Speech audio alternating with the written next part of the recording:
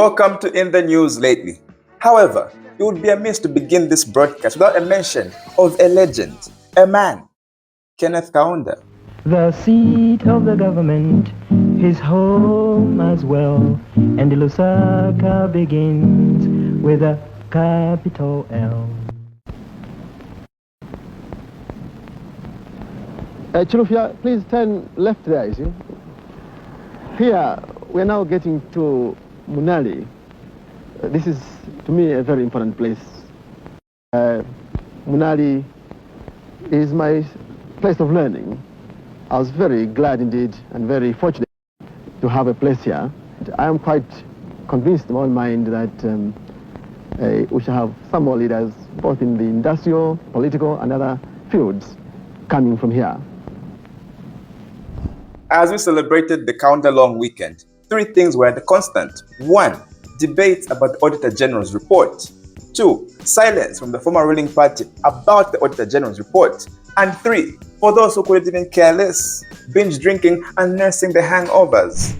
Before we even get into the Auditor General's financial report, can I just confess, don't laugh at me, but when I first heard the term Auditor General, I thought this must be a pastor of some hardcore Pentecostal church. Like, Auditor General. Basi nchama prophecy na demon casting ichi nchaku church bwandichi. The government of Zambia. The audit of this report begins 2006 all the way to December 31st, 2022. Now, despite there not being any prophecies involved, there were definitely revelations. For instance, as of 2006, Zambia's external public debt was at $1 billion. Not bad, you would say.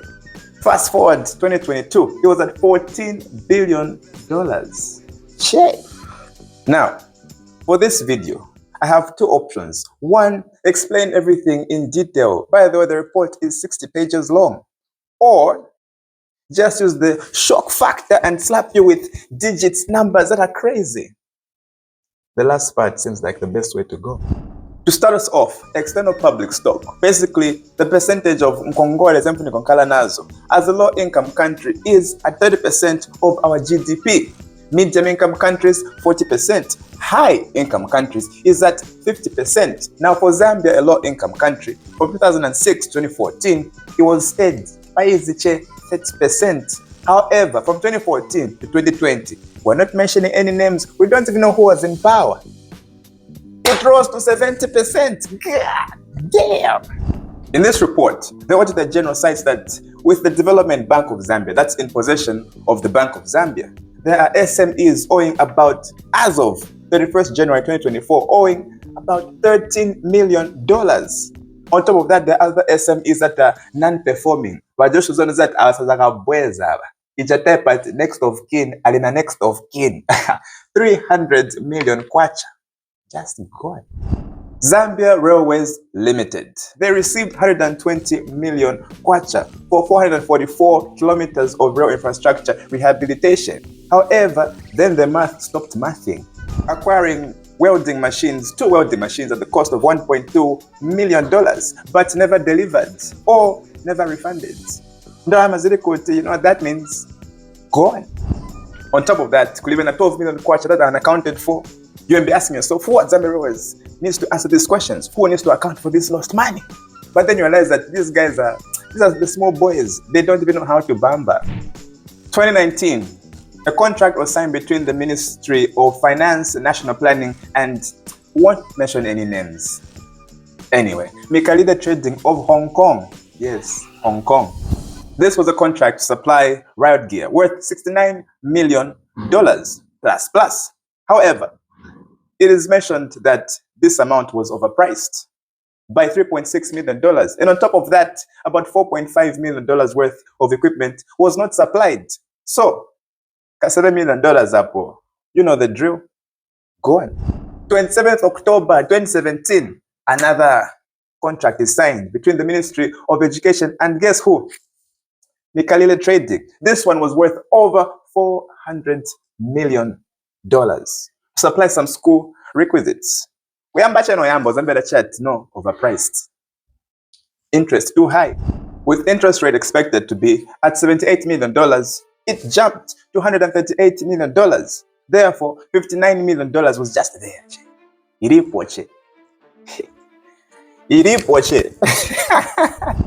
It goes on to say that Mekalile Trading supplied $4 million worth of computers to schools without electricity, $3 million worth of carpentry equipment to schools that do not even offer carpentry as a course with the woodwork.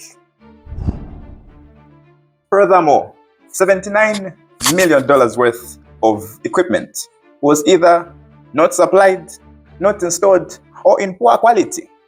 However, according to Diamond TV, Mekalile himself said everything was checked before it was supplied, and what I supplied was in good condition. And of course, many of us may say, Maje Mekalile, Ashkabwanji, and point fingers at the supplier. But we also have to point fingers at those who are offering the contract. Again, we're not mentioning names. We don't even know who was in power between 2014 and 2020, as we have established. We equally have the dollar dual carriageway that was at $33,750,000. The FTJ University in honor of the late President Chiluba having the same amount, but that money was undisbursed. And when that money is not leaving the bank, it's misappropriated. Malos yapangika. Where's the money going? What we know for sure is that people are making it and people are losing it. Oh, mainly the government being the losing, but it's there. Even when it disappears, it lands in someone's pocket. Who? All we know for sure is that it's gone. However, there are debates saying audit it's a witch hunt. It's targeting people. Okay, say it's not targeting anybody. No mentions, no names mentioned. Where is the money?